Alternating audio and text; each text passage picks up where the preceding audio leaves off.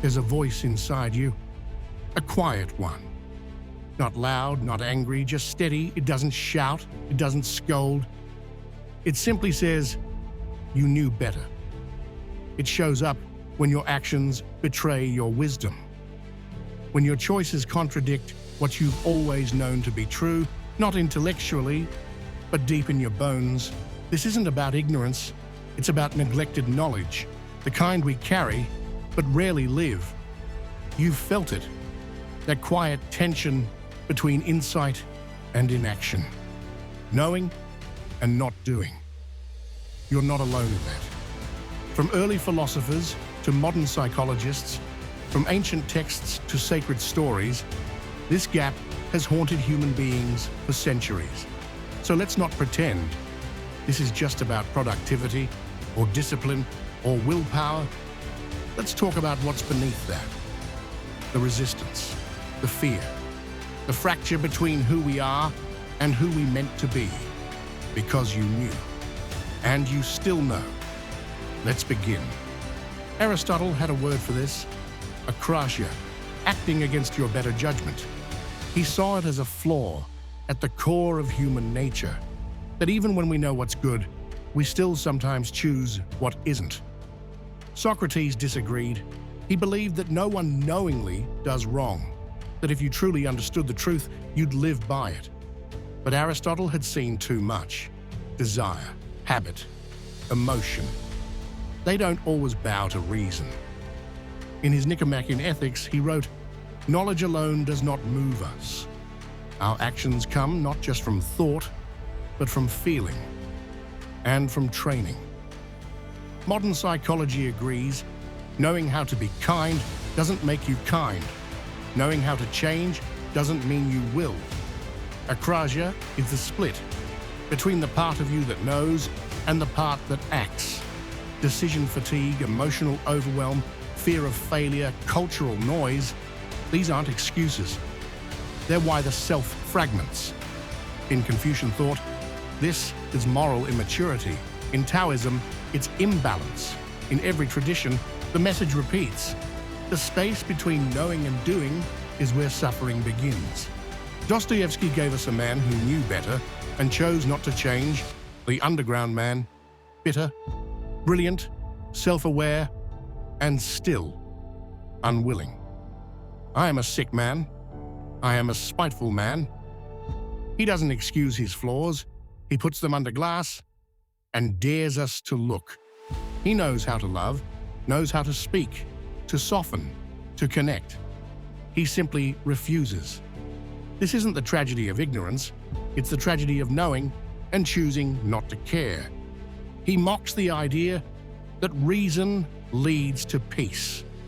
Says, even if you proved that kindness is right, he'd still choose cruelty, because that would be his choice, his freedom. He even mocks math. 2 times 2 makes 4 is no longer life, gentlemen. It's the beginning of death. For him, predictability kills passion. Rebellion becomes his identity. But what's left? Isolation, bitterness, powerlessness wrapped in pride. His story is a warning that knowing without humility can become a weapon. It's not logic that failed him, it's meaning. And in his refusal to change, we see something familiar. The part of us that resists just because it can. Carl Jung believed that within each of us lives a second self, not evil, just unseen. He called it the shadow. It holds everything we hide: envy, pride, shame, pain, anger. Until you make the unconscious conscious, it will direct your life, and you will call it fate. You say you want peace, but keep walking into chaos. You say you're ready to change, but never move. That isn't weakness, it's the shadow at work. Because maybe a quiet part of you believes you don't deserve peace, or that comfort is suspicious, or that staying stuck is somehow safer. Jung didn't tell us to destroy the shadow, he told us to meet it, to name it, to invite it to speak. That's growth, not control, not perfection. It's integration. Ask yourself, what am I pretending not to know? What pain am I protecting by staying the same? The shadow isn't just a saboteur, it's a guide, if you're willing to listen.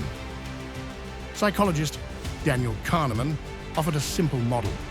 The mind runs on two systems.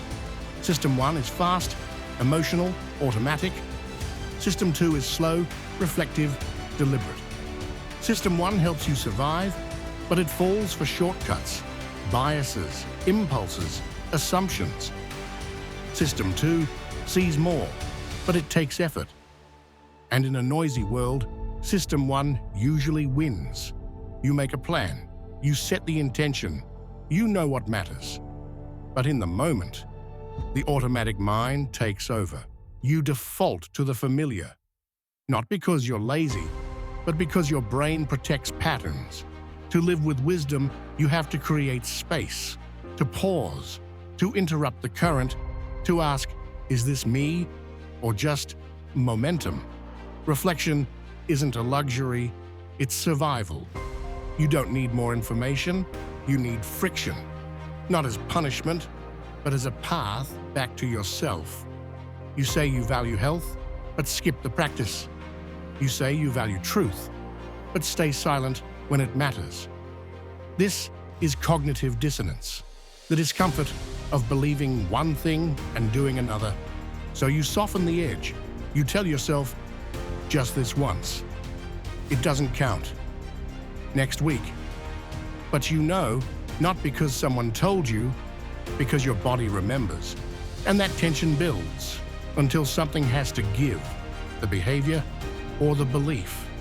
We are expert storytellers.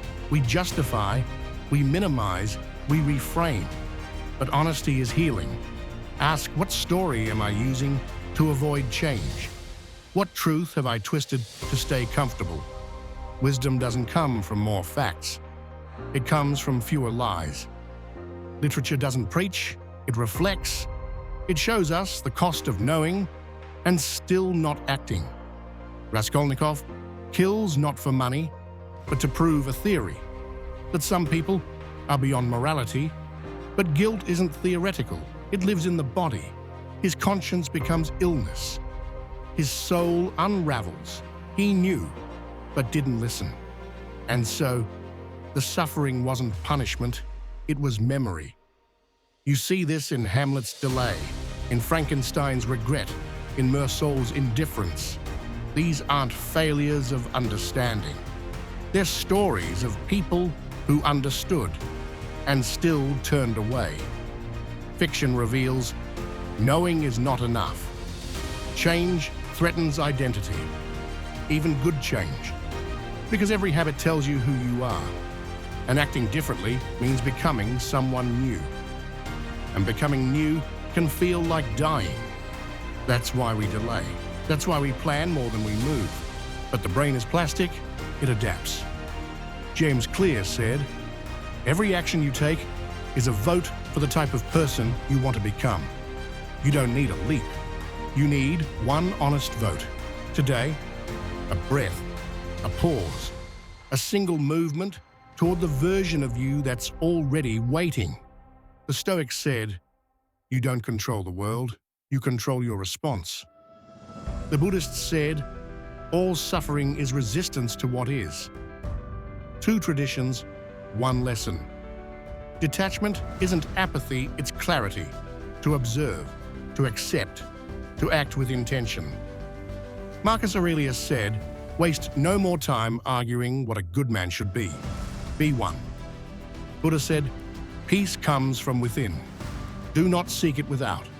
These are not quotes to admire. They're practices to return to, pause, reflect, release. You already know what needs to change. The work is remembering and returning. This isn't a lesson. It's a remembering. You've known this. You just forgot. You will forget again. And then remember, that's not failure. It's rhythm. The voice that says, you knew better, isn't your judge. It's your guide. It asks, will you listen sooner this time? Will you return with more gentleness? Growth isn't linear, it spirals.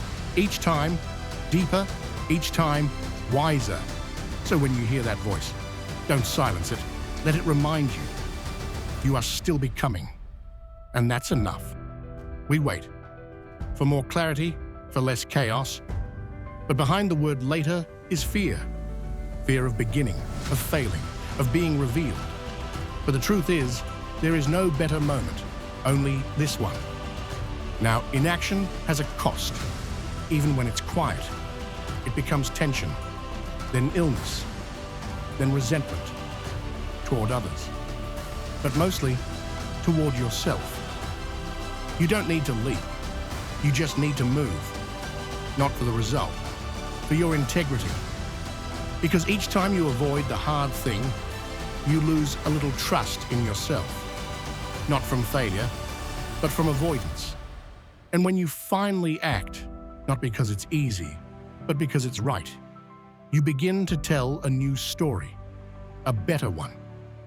I am someone who listens to truth. I am someone who returns. That's alignment. Not tomorrow. Now,